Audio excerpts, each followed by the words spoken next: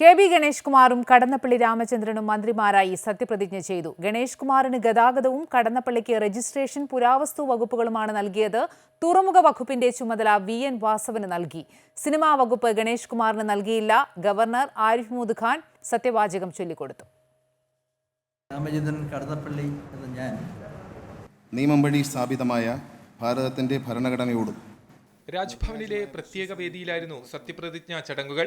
Kadannappally സഗൗരവത്തിലും KB. Ganesh Kumar ദൈവനാമത്തിലും സത്യപ്രതിജ്ഞ ചെയ്തു. അതേസമയം ഗണേഷ് കുമാറിന് സിനിമാ വകുപ്പ് നൽകേണ്ടതില്ലെന്നാണ് CPM സെക്രട്ടേറിയറ്റ് എടുത്ത തീരുമാനം. CPM കൈകാര്യം ചെയ്യുന്ന വകുപ്പ് ഘടകകക്ഷിക്ക് നൽകില്ല. അഹമ്മദ് ദേവർകോവിൽ കൈകാര്യം ചെയ്തിരുന്ന തുറമുഖം CPM ഏറ്റെടുക്കുകയും ചെയ്തു. മന്ത്രി വി.എൻ. വാസവനാണ് തുറമുഖ വകുപ്പ് നൽകിയത്. KSRTCയെ ഇപ്പോഴുള്ള അപകടാവസ്ഥയിൽ നിന്ന് കരകയറ്റാനുള്ള പരമാവധി ശ്രമമുണ്ടാകുമെന്ന് കെ.ബി. ഗണേഷ് കുമാർ. പരമാവധി ശ്രമിക്കും. പരമാവധി ലാഭത്തിലൊന്നും ആയില്ലെങ്കിൽ പോലും കാര്യങ്ങൾ ഒരു അപകടസ്ഥിതിയിൽ നിന്ന് കരകയറ്റാനുള്ള ഒരു പ്രതീക്ഷയുണ്ട്. അതിൽ തൊഴിലാളികൾ എന്നോട് സഹകരിക്കുമെന്നാണ് എൻ്റെ വിശ്വാസം. ചുമതലകൾ സത്യസന്ധതയോടെയും ആത്മാർത്ഥതയോടെയും നിർവഹിക്കുമെന്ന് മന്ത്രി കടന്നപ്പള്ളി രാമചന്ദ്രൻ.